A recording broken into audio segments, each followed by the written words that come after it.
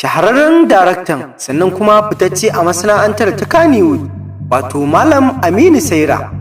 ya bayyana ranar da za a dawo wannan shirin mai dogon zango wato labari na.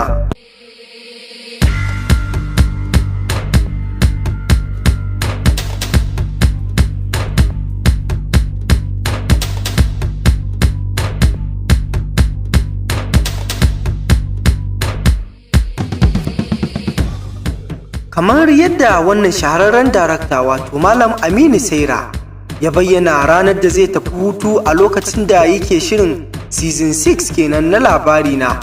haka ma kuma a daidai wannan lokaci ya bayyana lokacin da zai dawo ci gaba da wannan shiri na labari na kenan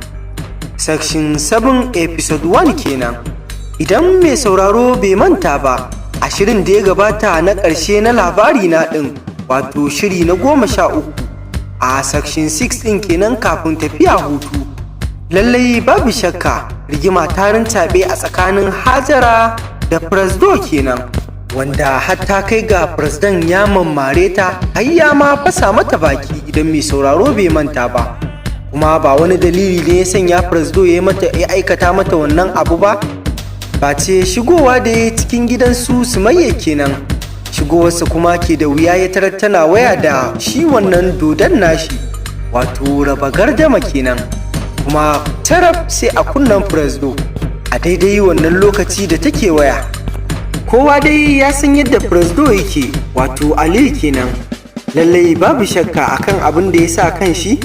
babu fa mai hana shi, babu mai sa shi, ballantana akan abin da ya tsana ne wato maganar Raba Gardama kenan, kuma kwatsam ya kama Hajaran da wannan lamari. Lallai babu shakka babu mai taka mishi birki a game da ita. Turka shi ko ya za ta kasance tsakanin Hajarar da shi Presdo kenan, duba da yanayin yadda gabaki ɗaya ko da sadda yake dukan nata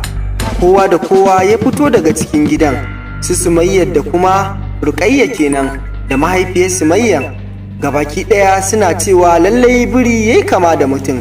suna ta yi mata kallon zargi. Ita kuma ta yi ƙoƙarin tana nusar da su, ta ce insha Allahu za ta fahimtar da su,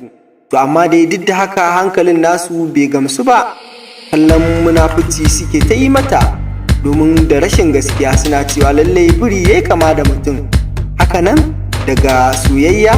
in shigo cikin gida zaki hargitsa gida, to Allah ya kiyaye. Sannan kuma dai duk a cikin shirin na labari na section 6 ɗin da ya gabata episode 13 ɗin kenan, mutane da dama suna ta zargin cewa Mahmud ne zai zo a matsayin Raba Gardama,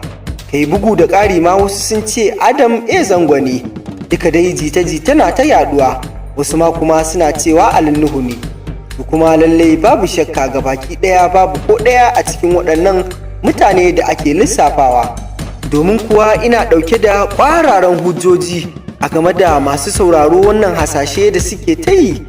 Lallai babu shakka ba wani abu ne hujjata ba. Idan ba ku manta ba, a ƙarshen shirin na labari na ita Hajara ta yi waya da Raba Gardama, kuma lallai babu shakka an bayyana muryar tashi,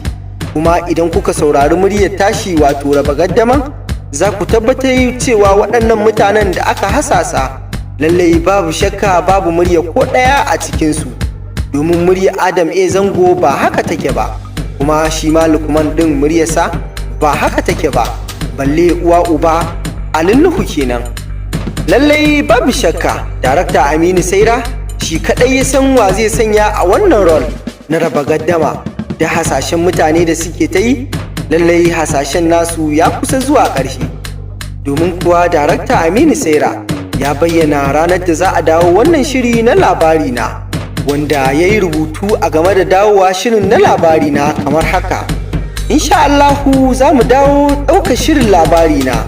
a bayan sallah wato sati 2 ga sallah kenan, kuma insha Allahu za mu bayyana muku wane ne Raba Gardama, kamar yadda mutane suke ta yi mana comment a social media kamar irin su Instagram, Facebook da dai sauran harkokin na social media, musamman ma uwa uba kan YouTube channel. Na san masoya sun kagara su gane cewa wai wane ne Raba Gardama. Lallai babu shakka kwantar da hankalinka. Shirin labari na yana nan zuwa nan da sati 2, kai dai ka kasance cikin shiri. In baka danna subscribe ba, ka danna mana alamar subscribe, sannan kuma ka danna mana alamar like a wannan tasha mai albarka ta Hausa Team. Hausa Team tana matukar alfahari da ku. Bisalam, mu huta lafiya.